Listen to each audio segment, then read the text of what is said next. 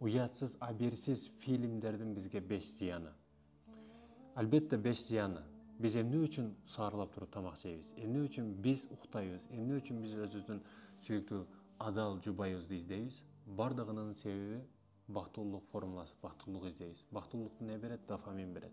Дофамин бул медиаге мынча жөнөкөй тил менен айтканда кислота деп коелу. Мисалга бактылуулук бөлүп чыгара турган, мынча айтканда кислота деп койсок да болот. Мисалы бирөөгө бир жакшылык кылып койдуңуз, жолдо бир көзү көрүп албай турду, аны көрүп койдуңуз, өзүңүзчө бир бактылуу боласыз да. Бул дофамин иштеп чыгарылат мисалы үчүн. Бирок биздин органыбызда ушул дене түзүлүшүндө Кудай Таала ушундай жаратып койгон, эң күчтүү дофаминди кээ бир органдарыбыз бөлүп чыгарат да. Бул эмне десеңиз, бул көбөйүү. Жаныбарларда дагы бүт ушул көбөйүү системасы биздики сымал болуп кетет. Биздики алар сымал болуп кетет. Бул эмне дегени көбөйүү маселеси. Эмне үчүн Кудай Таала жашоону сунуу маселеси кылып жаратты? Себеби эң күчтүү ырахатты ушул көбөйүү жолуна коюп койгон да. Бирок эң күчтүү тыюуну дагы ушул жолго коюп койгон.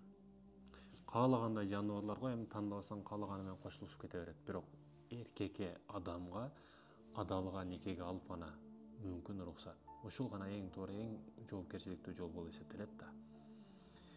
Эң күчтүү зыяндары 5 зыянын айттык. Биринчиси виртуал жашоого кирип кетет. Мисалы алып карай турган болсок, 80 жаштагы аксакал, анан 10 жаштагы бала. 2005-2006 интернет өтө өнүгүштүү баштады, ошондон баштап мындайча айтканда жаштар бузула баштады да. Себеби неге? 80 жаштагы аксакал 4 аял алса, 4 эле аялды көрөт да. 4 эле никесин адал аялды алат, 4 эле аялды көргөн болуп эсептелет. Бул көптү көргөн жок дегени. А бирок бүгүн 10 жашар бала 80 жашар аксакал көрө элек кыздарды кирип эле интернетке такаток жазат дагы. Бир дегенде 5-6 кызды түрү менен көрүп коюп атат да. Виртуал жашоо, өзүнүн мисалы баруу жок, үйлөнүү жок, ак никеге баягы кыйналуу жок, үй салуу жок, машина алуу жок, кыйналуу жок. Каалаган эле диванда жатат, диванда жатып эле каалаган уятсыз кинолорду жазып көрүп алып, ошол жерде рахатын алып, караңгы туман жашоонун ичине кирип алган да. Ошол зеригүүнү, ошол скучно жашоону, ошол эч нерсеге кызыгыш деген нерсени жоготуп сала турган системага кирип алган да жаштарыбыз. Ошол нерсе болсо болду, телефон болсо болду, жеп ичет, урсагат ойгондон кийин ошол ишти дагы кайра кылып, оборот кылып, жада калса ошол тукум куруттууга дагы алып келип, тукуму куруп ошону. Себеби аралык күчтүү болуш керек, аралык өтүш керек. Айылга жакындагандан кийин 3-4 күн болуш керек, 2 күн болуш керек. А бирок анда 1-2 саат сайын кайра кыла берип, тукум курушуна дагы алып келип атат да. Баягы туман жашоо, баягы караңгы жашоосуна кирип алган. Бул уятсыз фильмдер, аберсиз фильмдер сени зеригүүгө алып келет. Эч нерсеге кызыкпай каласың, кызыгууңду жоготот. Туманга кирип кетесиң, жашооң баягы вертикальный дүйнөгө кирип алып, интернет жашоосуна кирип алып, өзүңдүн чыныгы жашооңду жоготосуң, максат кое албай каласың. Ийгилик деген нерсени бардыгына түкүрүп коесуң. Неге? Себеби сенде тестостерон жоголуп кетти. Ошол эле жашооңо кирип алдың сен, ошол жыргал жашооңо кирип алдың, оюңдагы жашооңо. Киресиң каалаган түрдөгү баягы атайын ал студиялар, атайын ушул уятсыз фильмдерге өтө көп каражаттар бөлүнөт. Буларга атайын мамлекеттер өтө чоң, айта албайм, бирок өтө чоң мамлекеттер өтө чоң суммада акчаларды бөлүшөт. Неге? Бузуш үчүн. Неге? Атайын таблеткалар сатыш үчүн. Неге? Атайын өтө көп бизнес мунун артында турат. Ошол бизнестин ичиндеги адам болуп калып атат да көбү бүгүн. Бул нерсе албетте бизди өкүндүрөт. Жашоого кызыгышың калбай калат. Эч нерсе кылгың келбей калат. Зеригүү, кызганыч деген сезимдер, даюстук келип калат сага. Эч кимди кызганбай, аялыңды дагы, үй бүлөңдөгү эже карындашыңды да кызганбай каласың. Сенде, урматтуу мекендешим, бардык нерсеге кызыгуу жоголуп калат эгерде сен ушул ишти кыла турган болсоң. Виртуал жашоодо жашап калат. Ал эми экинчиси, урматтуу мекендешим, мээ бузулат. Мээдеги ойлор. Азыр биз стрессте отабыз, депрессияда отабыз, башкада отабыз. Неге эркек кишилер дагы кичине нерсеге баягы светофордо кичине кызыл жанып туруп калса дагы, жашы болбосо деп сөгүнүп, ардекени болуп, машинаны сөгүп, эмнеге баягы агрессив, баягы туура эмес нерселерин көрсөтүп, кичине нерсеге сабыры жок. Неге?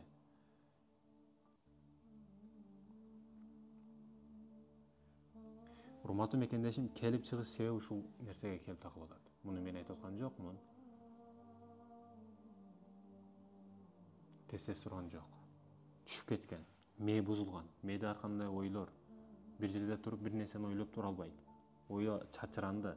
Бир дегенде мисалы 1 мүнөт бир китепти ойлоп тура албайт да. Ою ар жерде туруп ушинтип мээ бузулган. Элес болуп келе берет.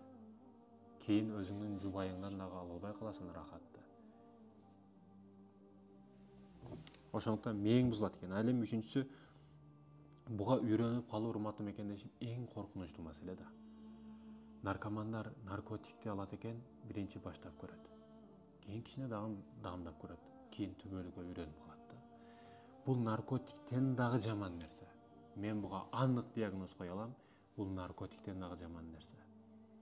Наркомандар наркотик таштай албай калат го, туурабы? Сен дагы таштай албай каласың. Эгер сен баштап аткан болсоң, буну токтот.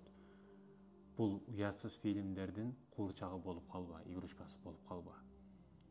Бул сени жок кылат. Бунун артында өтө чоң система турат. Мунун артында сага билинбеген, бизге билинбеген өтө чоң саясат турат. Ошондуктан миллиарддаган долларлар кирип атат бияка. Сени бузуш үчүн, улутту бузуш үчүн, элди бузуш үчүн. Комфорт жашоого алып кирип, көргөнүң UFC, жегениң KFC, анан көргөнүң мынандай болуп, эркектик сабынан чыгарып коюп атат да. А эркектер жоголсо, мамлекетти жоготуш оңой болуп калат. Мамлекет жоголсо, алтын байлык, бийлик бардыгы башка бирөөнүн колунда калат. Бу жерде өтө чоң система турат, урматтуу мекендешим. Наркотикке байлангандан дагы күчтүүрөөк байланып каласың. Эгерде сен ушуну баштасаң, эч качан баштаба. Алкоголду ташташ мүмкүн, сигаретти дагы ташташ мүмкүн, бирок муну ташташ эч качан. Сигарет дүкөндөрдө бар, кирип издеп таап барасың. А мында ар бир көрүнгөн нерседен ошол нерсе көрүнө турган болуп калат. Ошондуктан уятсыз фильмдерге алданба. Аларды көрбө, караба. Ташташ эң кыйын экен, урматтуу мекендешим. Ал эми 4-үнчүсү ажырашасың. Тилекке каршы көп ажырашууларды изчек келсең, төшөк маселесинде күчтүү эмес эркектер. Оорулуу дагы башка мисалдар, маселелер өтө көп. Урологдор менен башкалар менен көп сүйлөшсөңүз, төшөктө акысын бере албайт аялдар. Неге? Себеби ал ошондой уятсыз фильмдерге байланып алган. Урматтуу мекендешим, билесизби, семьяны, үй-бүлөнү сактап кала турган ошо төшөк маселеси. Себеби ошол аркылуу балалуу болосуң, ошол аркылуу адам эң күчтүү албаган рахатты алат да. Бирок сен ошол рахатка жетпей эле ар кандай жолдор менен, арам иштер менен өзүңдү өзүң кандырып атасың, кумарыңды. Бунун асты жаман. Ажырашууга алып келет, урматтуу мекендешим. Ал эми 5-инчиси, ооруу көбөйөт. Сага билинбеген, байкалбаган өтө көп оорулар алып келет. Кызыгышың жоголуп калат жашоого. Жада калса сен баягы сүйүү махаббат деп ар ким ишенип жүргөн нерселер дагы сага эч качан туш келбейт. Неге? Себеби ошол эле да. Урматтуу мекендешим, ойлонушуң керек. Ар кандай ооруларга чалдыгасың. Муну кылсаң, колу менен кумарың кандырат. Ар кандай фильмдерди көрүп алып. Мунун асты ооруу, урматтуу мекендешим. Кийин таштай албай каласың, мүмкүн эмес бул. Ал эми, урматтуу мекендешим, бул жактагы негизги ачыктарды айтып койсом, буларга айттык өтө көп акчалар бөлүнөт. Атайын ошол актерлор, ошол актрисалар, ошол нерселер тандалып алынат. Атайын тартылат булар фильм кылып, кайра карап 4 саат, 5 сааттык кылып, Жашоодо андай эмес. Медицинада дагы андай эмес. А сенде өзүң ишенч жоголот. Ишеничти күчөйтүрүш үчүн максат коюп, аракет коюп, достор менен жолугуп, чыныгы жашоого кириш үчүн, чыныгы жашоодо жашаш үчүн, урматтуу мекендешим, колуңдагыдан эhtiyat бол. Колуңдагы нерсе кол аркылуу сени бузуп койбосун. Алданып калба. Бирөө берген арам продукцияны жеп, анан аяка барып чыгарып, өзүңдү өзүң алдаба. эртең таштайын, бүткүн таштайын деп ушу жашка чейин келдиң. Байкасаң, сенин эң көп убактыңды ушул нерсе алып коюп атат. Сенин эң негизги капиталың, байлыгың убакыт болсо, убактыңды алып коюп атат. Сен канча ишти кылып койот элең? Чыныгы жашоодон сени алып калып атат. Караңгы комнатага алып кирип алып, дивандын ичиге алып кирип алып, ар нерсени кылдырууга мажбур кылып атат. Убактыңды, энергияңды, күчүңдү, кубатыңды, сүйүүңдү, мээримиңди, боорукерлигиңди бүт бардыгын ушул нерсе алып коюп атат. Ушул сөздөрдөн кийин дагы ошол арам фильмдерди көрөсүңбү? Дагы ошолорду көрүп өзүңдү өзүң кандырасыңбы? Арамдан алыста. Кара санаган душман катары эмес, сүйүктүү мусулман бир тууган катары айттым бул нерсени. Тилекке каршы дүйнө жүзүндөгү эң көп статистика боюнча карасак, эгер ага ишене турган болсок, эң көп көрүлгөн фильмдер бул ушул уятсыз, абийирсиз фильмдер экен. Эми жаш курагына карап бөлүнөт, эң көбүнчө жаштар көрөт да муну. Урматтуу мекендешим, ажырашуу, эмнеге мен успешный болбой атам, эмнеге мен чогууга чыкпай атам, сени алып калып атат бул нерсе. Бул нерсе сени кармап калып атат. Ошондуктан бул нерселерге алданба. Алданба. Бул жөн эле фильм, кино, түшүнсөң, сени алдап атат алар. Аллах Табарак ва Таала арамдан асманды канчалык аз кылса ошончолук аз кылсын, ак жолдо көрсөтүп, ак жолдо жүрүүнү насип этсин. Абердүүлөрдү дос, жолдош кылсын бизге. Аллах Табарак ва Таала бул дүйнө акырет жакшылыгын берсин, жамандыгынан сактасын. Салам.